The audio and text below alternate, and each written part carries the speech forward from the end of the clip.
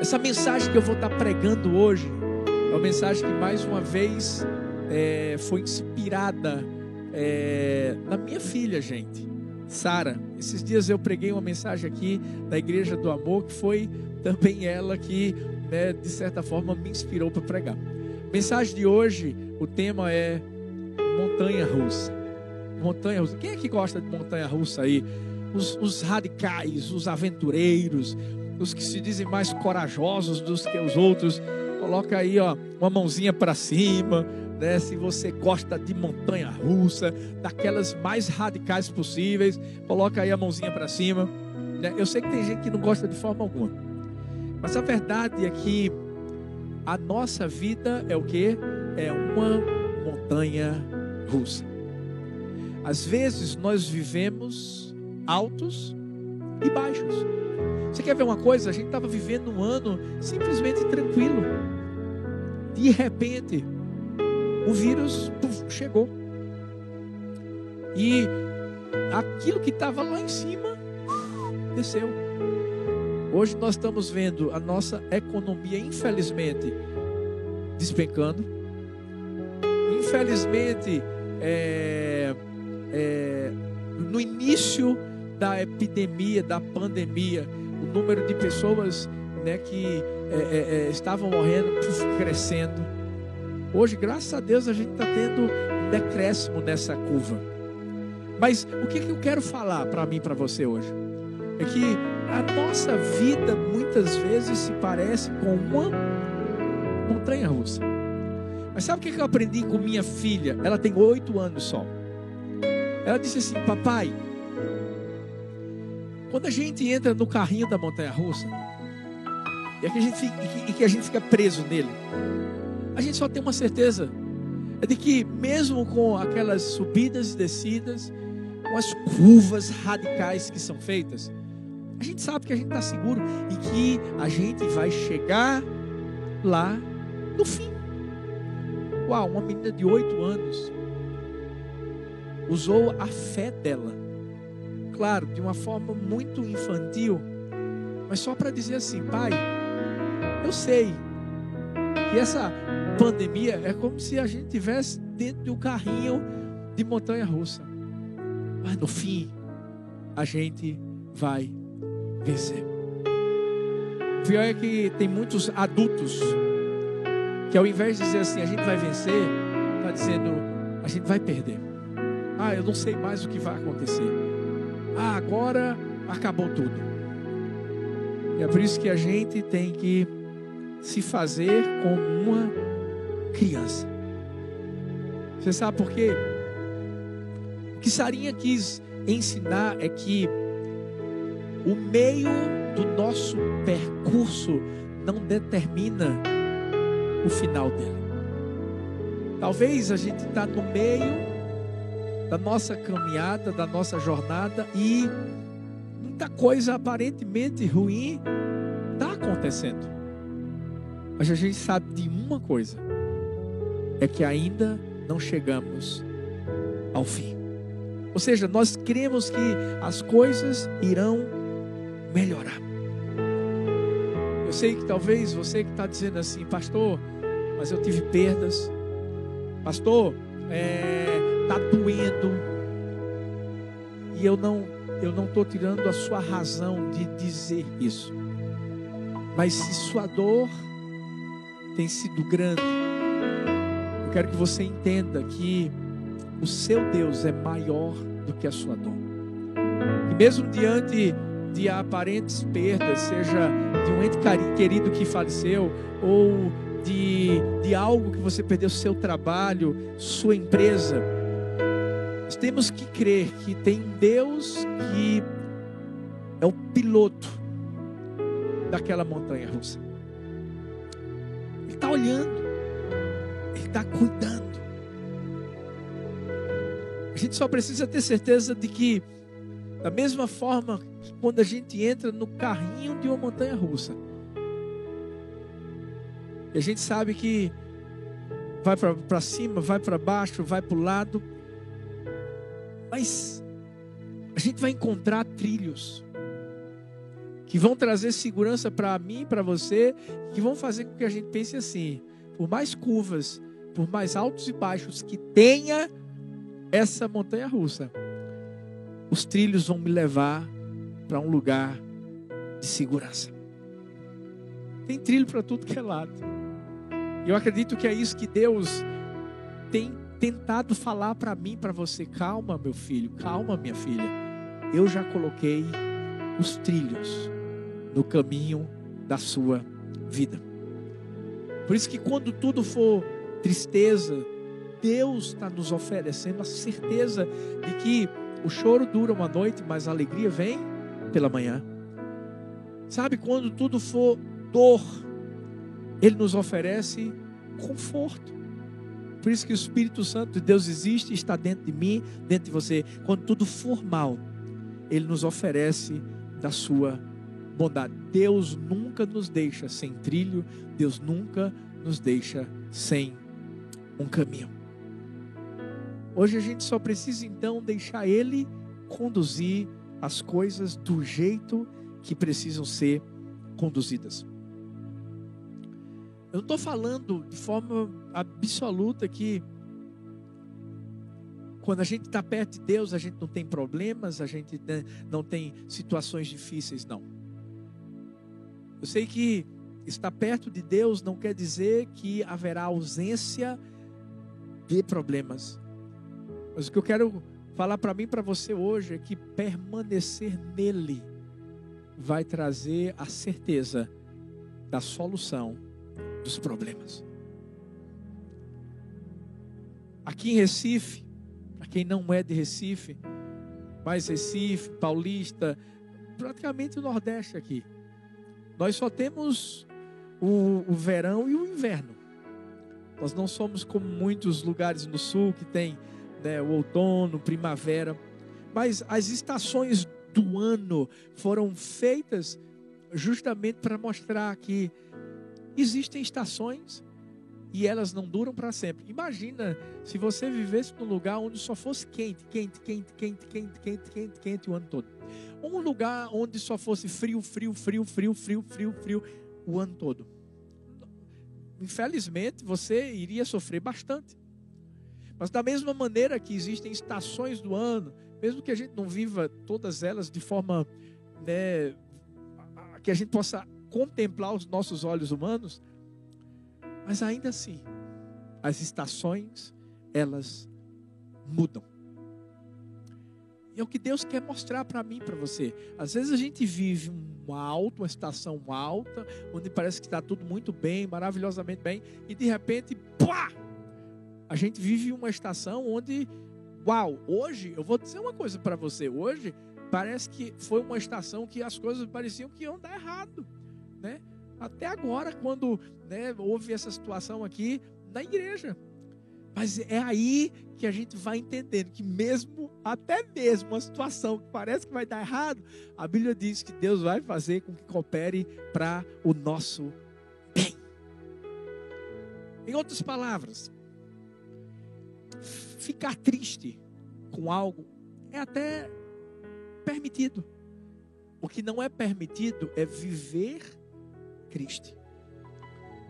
A gente vai ver em vários momentos da palavra do Senhor, homens e mulheres de Deus, que tiveram seus momentos de tristeza. Homens e mulheres de Deus que passaram por situações muito difíceis, mas eles não permaneceram nessa situação. Só creia. Deus vai continuar cuidando de mim, de você, ainda que a gente esteja em pastos verdejantes, mas também lá no vale da sombra da morte. Se tem alguém que passou, vamos dizer assim, muitas montanhas russas na sua vida, na verdade eu acho que a vida dele era uma montanha russa, era Pedro. Mas engraçado, porque mesmo Pedro tendo aquelas variantes de emoção e etc., Pedro continuou sendo amado por Deus. É tanto que Jesus vai dizer que Pedro, sobre esta pedra edificarei a minha igreja e as portas do inferno não prevalecerão contra ela. Jesus poderia até ter deixado Pedro lá de lado por viver essa montanha russa, mas não. Jesus não desistiu dele. Sabe por quê? Porque Deus quer que a gente entenda que mesmo numa montanha russa, Deus vai trazer um propósito para ela. Hoje, eu quero convidar tanto a mim como a você a entender isso. A nossa vida é uma montanha russa. Então, se a nossa vida é uma montanha russa, primeiro, grite, se for preciso. Mas não esqueça, Deus está no controle. Porque não é isso geralmente que acontece? Quando nós estamos numa montanha russa, geralmente a gente grita. Olha que interessante, João 18, versículos 10 e 11, diz assim: Simão Pedro, lembra que eu falei de Simão, Pedro, que trazia uma espada, tirou-a, feriu o servo do sumo sacerdote, decepando-lhe a orelha direita. Jesus, porém, ordenou a Pedro: guarde a espada. Acaso não haverei de beber o cálice que o Pai me deu? Olha que coisa interessante, Pedro aqui, agindo de uma forma muito impetuosa, achando que ele iria conseguir defender Jesus daquela situação que Jesus estava passando. Vou ser o herói, vou entrar para o hall da fama, né, dos heróis da fé, protegendo Jesus dessa prisão, dessa morte. Mas engraçado, porque não deu nem tempo de Pedro, né, celebrar muito esse impulso, porque Jesus já foi logo falando, né, e mostrando: guarda a espada, eu não vou beber o cálice que o Pai me deu. Ou seja, o que Jesus queria dizer é o seguinte: Pedro, faz tudo parte de um plano que o meu Pai já estabeleceu. Não vem estragar aquilo que você não sabe o que está acontecendo, Pedro. Não é assim na nossa vida? Às vezes a gente não age no impulso. Por exemplo, quando a gente está numa montanha russa, qual é o nosso impulso? É gritar. É muito difícil alguém andar numa montanha russa e lá na montanha russa ficar calado. Diante daquela situação toda, né, ficar... Não. O que é que faz? O que é que acontece? O que é que você faz? Quando você está no carro de uma montanha russa, você grita. E tem gente que grita o tempo todo. Mas é até compreensível. Por quê? Porque é um impulso que nós temos. Tem um friozinho na barriga. Vem aquela descida lá do alto. A gente nem percebe. Quando vem, a gente já está o quê? Gritando. Engraçado, segundo psicólogos, tem algumas pessoas que, por uma variedade de motivos, elas parecem não conseguir frear alguns comportamentos impulsivos, sejam eles frequentes ou não. Os comportamentos impulsivos existem, mas a gente precisa entender que a gente tem que frear. Por isso que eu disse: você quer gritar? Grita, mas não esquece que Deus está no controle de tudo. É feito Pedro, lembra de Pedro? Pedro no mar, as ondas, afogando, ele gritou: Jesus, cuida de mim, Jesus, me ajuda, eu estou morrendo. Jesus foi lá e pegou ele naquele momento. Ou seja, ele teve um momento de desespero, mas ele entendeu: Jesus estava no controle de tudo. Na montanha russa da vida a gente pode até gritar, mas a gente não deve agir no impulso de querer viver num grito de desespero para o resto da vida. Não. A gente precisa aprender a calar as vozes do impulso, do instinto, se a gente quiser seguir a voz da fé. E por que eu falo de fé? Porque fé é obedecer a Deus, mesmo que o seu instinto, mesmo que o seu impulso estejam mandando você ir para outro caminho. Geralmente o impulso ele vem acompanhado de arrependimento. Houve uma pesquisa que mostrou que 60% dos consumidores fazem compra por impulso e se arrependem depois. Eu acho que desses 60%, 50% deve ser mulher, viu, gente? Sabe o que acontece? Muitas vezes esse frio na barriga vai aparecer, assim como lá naquela montanha russa. E obviamente você não tem que achar que você é um robô, que você não tem emoções, que você não tem sentimentos, que você não tem reações. Não, não é isso que Deus está esperando de mim e de você. É melhor gritar. Mas quando gritar, corre para Deus. Sabe aquele cego que gritou: Jesus, filho de Davi, tem compaixão de mim. Ele estava desesperado, estava. Por quê? Porque ele vivia na cegueira por não sei quanto tempo. Mas ele entendeu quem estava ali naquele momento: Jesus. Essa é a hora de você, diante dessa pandemia, diante dessa montanha russa radical que o mundo está andando, é hora de gritar? Grita, mas grita para a pessoa certa, grita para aquele que está no controle de absolutamente tudo. Pesquisadores da Universidade de Psicologia e Neurociência de Nova York, eles descobriram que escutar um grito pode ativar no cérebro a reação de sentir medo. E esse é o motivo pelo qual nós gritamos.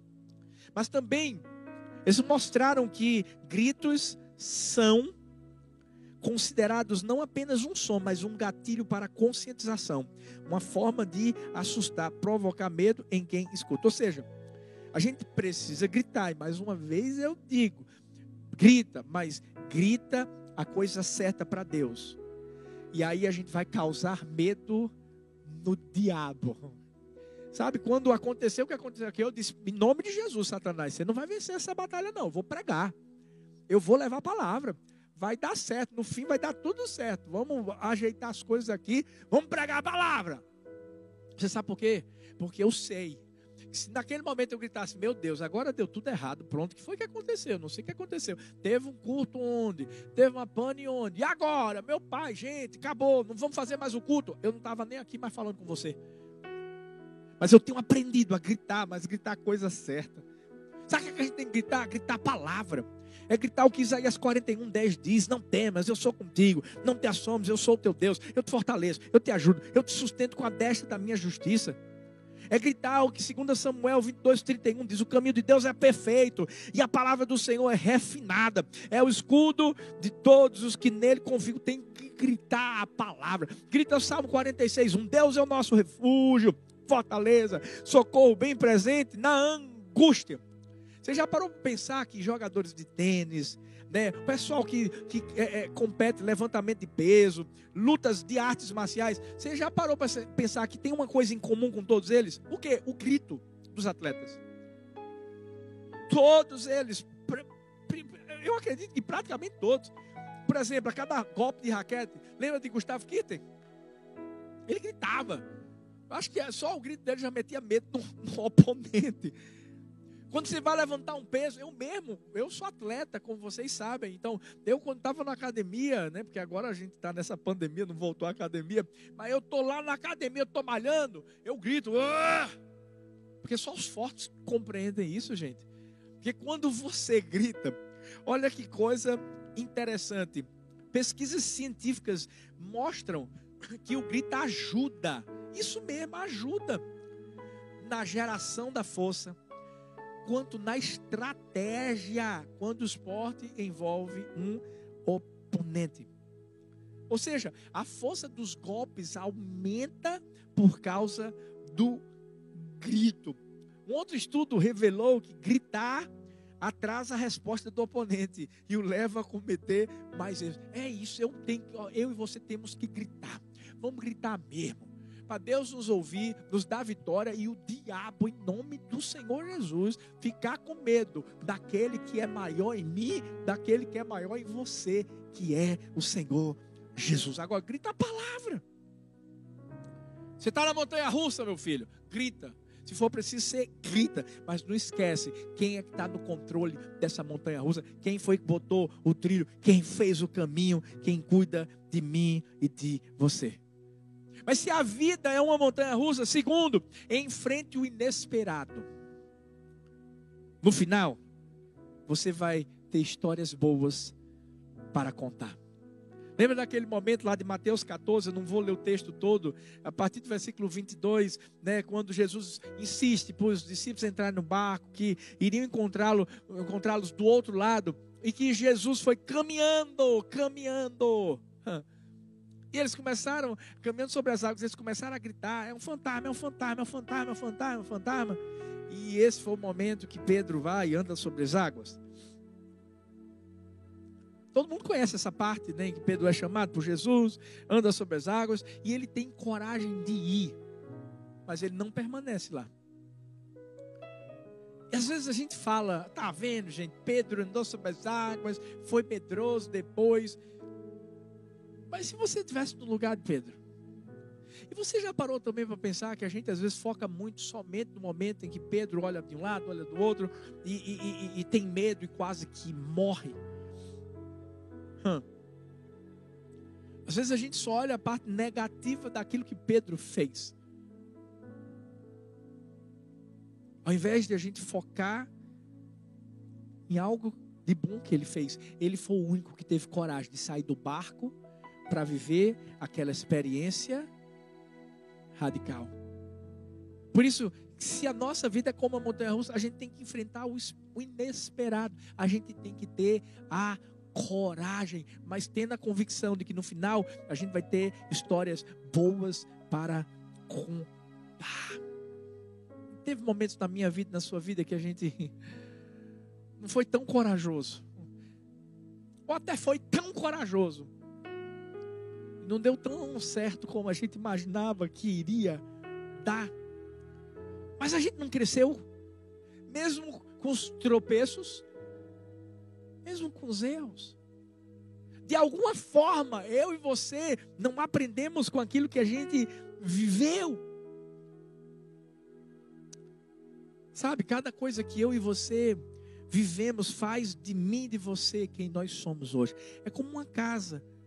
Sabe, o começo da construção é bonito? Não, claro que não. Quando a gente começou a construir esse templo aqui, não tinha nada, era uma coisa horrível. E eu olhava e dizia assim, meu Deus, como é que vai ser esse negócio aqui, gente? Como é que vai ser esse negócio aqui? Mas depois, foi botando tijolo, foi botando cimento, argamassa, um bocado de coisa.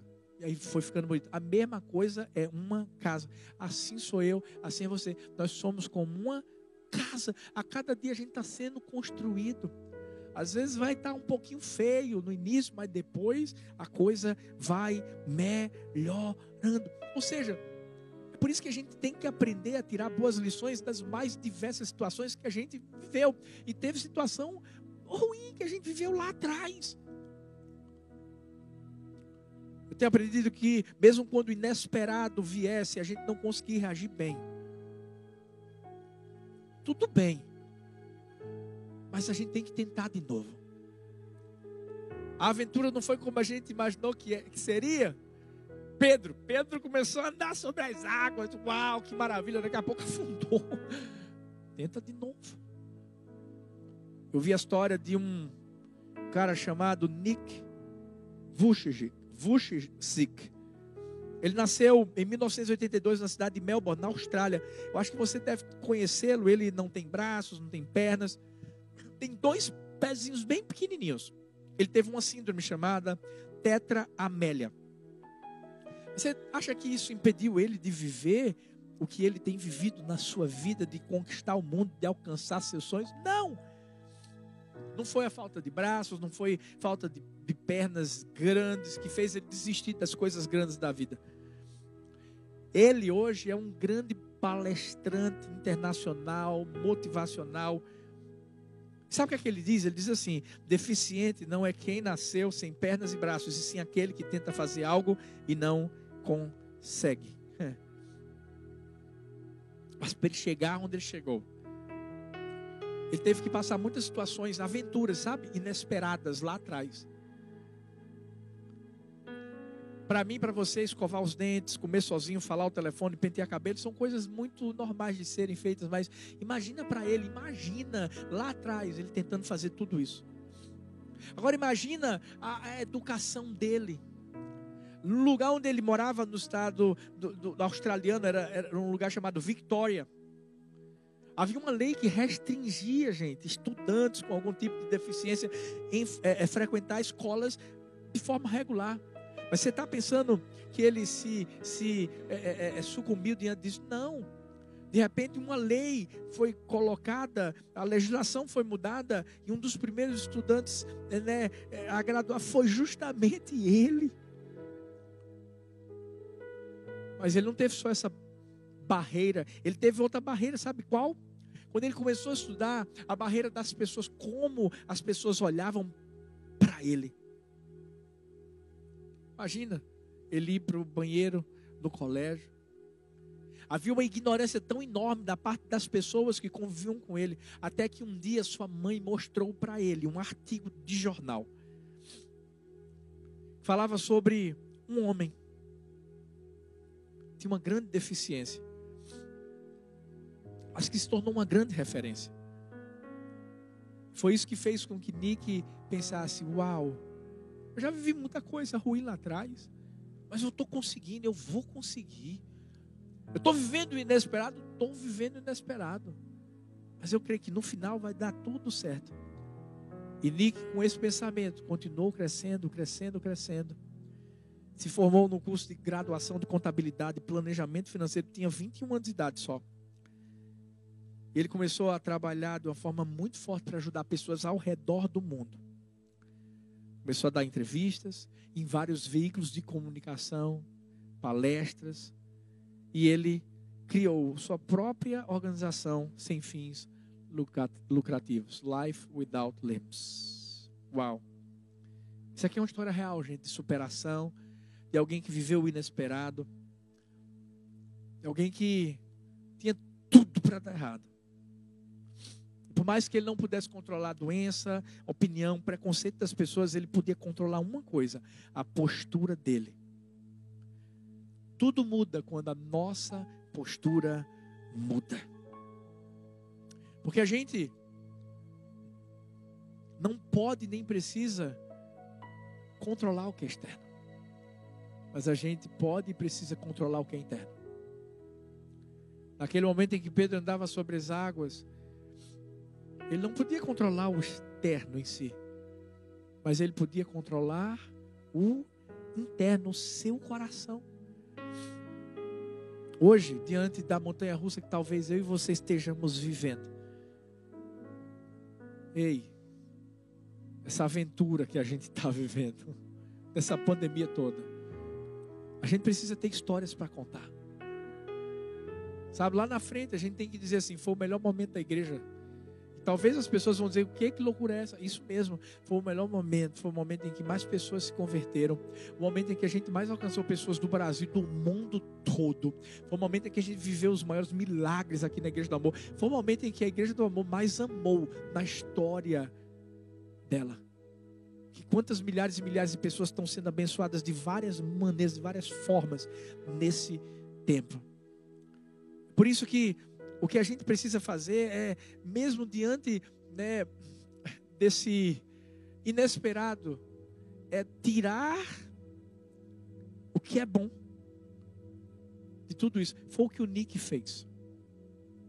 Por isso que a Bíblia diz que a gente tem que ser grato até pelas provações e tirar as lições das adversidades que Deus permite que a gente viva, que a gente enfrente da nossa vida.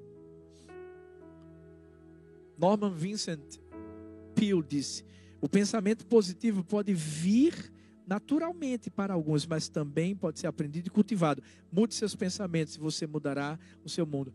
Diante dessa montanha-russa que talvez você está vivendo, que está trazendo situações inesperadas na sua vida, muda a postura, muda o pensamento, muda a forma de pensar, que a sua vida também vai mudar. Pedro, lembra que eu disse que ele foi o melhor no sentido de viver uma vida de montanhas russas? Pedro viveu tantas situações inesperadas na sua vida, mas ele aprendeu a mudar a forma de pensar.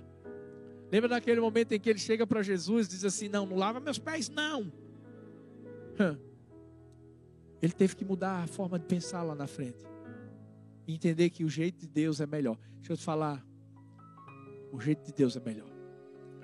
Talvez você está vivendo coisas inesperadas. Essa montanha russa, altos e baixos. Mas o jeito de Deus continua sendo melhor. Lá na frente você vai ter história para contar. Eu sei o que é isso. De ver situações onde eu dizia assim: uau, foi o diabo, foi o diabo, foi o diabo. E Deus dizendo: fui eu. E Deus permitindo que tudo aquilo acontecesse. Quem conhece bem nossa história sabe que certa vez a gente estava na quadra do Colégio Carneiro Leão e uma promotora disse assim: vai sair daí, não pode ficar mais aí. Botou a gente de quarentena, fora de lá. E eu pensei que era o diabo. Não, foi Deus. Deus permitiu que eu estivesse vivendo tudo aquilo. Quando eu mudei a minha mentalidade, aí foi quando Deus disse assim: eu só estou fazendo isso para você chegar onde eu quero que você chegue. E hoje a gente está aqui, no Complexo do Amor. Por mais que você não esteja presente, mas quem já veio antes sabe do que eu estou falando. A gente está nesse lugar por causa disso. Vivi o inesperado, mas hoje eu tenho uma história para contar. Se a vida é uma montanha russa, em terceiro e último lugar, se divirta até de cabeça para baixo. Porque é assim que a gente faz uma montanha russa, não é? Atos 5:41 diz assim: os apóstolos saíram do sinédrio alegres por terem sido considerados dignos de serem humilhados por causa do nome, ou seja, por causa de Jesus, por causa do evangelho, por causa da palavra. Engraçado, nesse texto a Bíblia diz que os apóstolos, inclusive Pedro estava aqui também nesse grupo. Eles tinham sido humilhados, tinham sido açoitados. Sabe o que significa esse verbo açoitar? Batido, azorragado, vergastado, zuzido, fustigado, chicoteado, flagelado. Tem alguma razão para eles se alegrarem aqui, gente? Humanamente falando, será que tem alguma razão? Paixão por Jesus, amor ao evangelho, amor a vidas. Eles ficaram felizes porque eles pensaram assim: nós somos dignos, considerados dignos de passar tudo isso por causa do nome de Jesus. Por isso que qualquer dor é pequena quando comparada com a alegria de vivê-la para a glória de Deus. Em muitas passagens da Bíblia, Pedro vai ensinar que a gente não deve se surpreender com provações, com esses altos e baixos. Tudo faz parte da vida cristã. Não é assim quando a gente entra num carrinho de montanha russa. Quando a gente está na fila, a gente fica observando aquele trecho, como se estivesse tirando foto de tudo. Uau, aqui vai ser assim, aqui vai ser assado, aqui vai ser... Mas a gente sabe o que é que vai acontecer. A gente não precisa ficar surpreso com as provações. Na montanha russa a gente já sabe que vai ter um loop. A gente sabe se vai ficar de cabeça para baixo ou não vai. A vida é assim. No mundo teremos aflições, tendo bom ânimo. E essa é a parte que eu gosto. Eu venci o mundo. Hoje eu quero trazer um conselho para a minha vida e para a sua vida. No momento em que a vida nos colocar de cabeça para baixo, vamos nos divertir e não nos preocupar. Por que, pastor, o senhor está dizendo isso? Porque quer a gente viva, quer a gente morra, a gente vai viver e morrer para a glória de Deus. E essa é a parte boa. Quando Paulo diz assim: eu queria morrer, eu queria estar logo com Jesus. Mas aí ele diz assim: mas também eu queria viver, porque eu quero continuar pregando, eu quero continuar levando vidas a Jesus. Eu acho que eu vou continuar vivo. Mas a verdade é que qualquer uma das duas opções traria benefícios para a sua vida. Eu não estou falando que a gente tem que curtir, uau, estou sendo perseguido, curtir, uau, está acontecendo isso aí, a pandemia está no mundo, não estou falando nada disso não. Mas o que eu quero dizer para mim, para você, é que isso é esperado. Esses problemas vão vir. Gente, antes de Jesus voltar, muita coisa e talvez pior vai acontecer. Não sei. Mas a Bíblia fala sobre isso. Mas o que a gente tem que entender é o seguinte: a gente vai continuar com Jesus. A gente vai continuar sorrindo com Ele. Se for precisar chorar, a gente continua chorando com Ele, mas não chorando, duvidando dEle. Sucesso é definido pela capacidade de enfrentar a vida com positividade. As lutas sempre vão estar lá. Mas como é que a gente vai sair delas, pastor? É fácil. Um homem chamado Groucho Marx disse: todas as manhãs, quando abro meus olhos, digo a mim mesmo, sou eu. Não as circunstâncias que têm o poder de me fazer feliz ou infeliz hoje. Cabe a mim escolher um dos dois. O ontem está morto. O amanhã ainda não chegou. Tenho apenas um dia hoje e serei feliz nele. Sabe qual é a maior prova de fé que eu e você podemos dar para alguém? É quando a gente permanece alegre em Deus diante das provações. Por isso que o apóstolo Pedro vai dizer assim: essas provações são para mostrar que a fé que vocês têm é verdadeira. Pois até o ouro, que pode ser destruído, é provado pelo fogo. Da mesma maneira, a fé que vocês têm, que vale muito mais que o ouro, precisa ser provada para que continue firme. E assim vocês receberão aprovação, glória e honra no dia em que Jesus Cristo for revelado.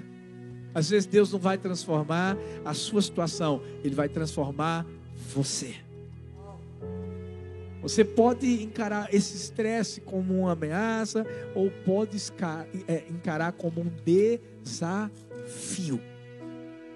Eu gosto quando Davi diz assim: tu és o meu abrigo, tu me preservas das angústias e me cercas de canções de livramento. Sabe o que ele diz? Que no meio dos problemas, Deus cerca ele com canções. Por isso que quando a vida te colocar de cabeça para baixo, como numa montanha russa, não só sorria, não só se alegre, cante louvores a Deus. É assim que a gente vence nossas guerras. É tendo a certeza de que quando parece que a gente está cercado, nós estamos sendo cuidados por Deus. Ouvi uma história de um rei do Oriente. Ele estava com uma doença muito séria e o médico disse assim para ele: o único jeito dele se recuperar era vestindo a camisa de um homem feliz. E esse homem feliz foi procurado por todo o país, ninguém conseguiu encontrá-lo. Mas depois de muita procura, muita insistência, apareceu um homem feliz. Mas ele não tinha camisa. Deixa eu te perguntar.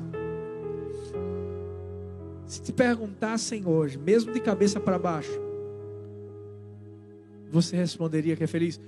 Vamos lá, vamos ser mais prático. Hoje, o que é que você perdeu nessa pandemia? O que é que você perdeu diante de tudo isso que você viveu? Você ainda é feliz? Ainda existe alegria dentro do seu coração? Sabe por que a gente precisa continuar se alegrando? Sabe por que a gente precisa continuar aproveitando a viagem?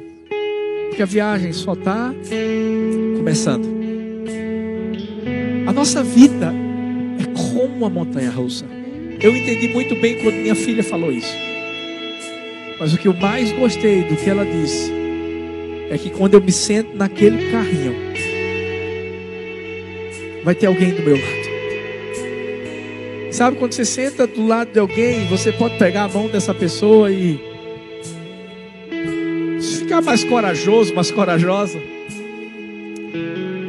Tem um Deus que me ama e que te ama, que está do nosso lado, dizendo assim: você não vai passar sozinho. as curvas, altos, baixos, os loops da vida, eu vou enfrentar com você. Por isso que ele disse assim: eu vou estar com vocês todos os dias da minha vida. Hoje eu te convido a fazer só uma coisa. Fica no carrinho, aperta a mão dele e tenha certeza de que lá na frente você vai chegar em segurança. Você vai contar uma história de aventura que você enfrentou, mas com alegria no rosto, dizendo: eu venci. Eu venci. Eu quero declarar nessa noite, no nome de Jesus, diante de tantas lutas que nós enfrentamos, diante de tantas batalhas que nós enfrentamos, eu quero declarar: a gente venceu. O diabo tentou de todas as formas nesse dia me atacar. O diabo tentou de todas as formas fazer com que a gente não transmitisse esse culto. Mas a gente está aqui transmitindo, tendo a certeza de uma coisa: ei, pode ter loop, pode ter volta bem perigosa, ei, pode ter altos e baixos, mas a gente tem uma certeza: a gente vai chegar com segurança lá no final. O meio, ei, não vai determinar o que vai acontecer no final, porque no final a gente vai viver a paz que excede todo entendimento. No final a gente vai viver a alegria abundante do Senhor. No final a gente vai ter vitória em nome de Jesus.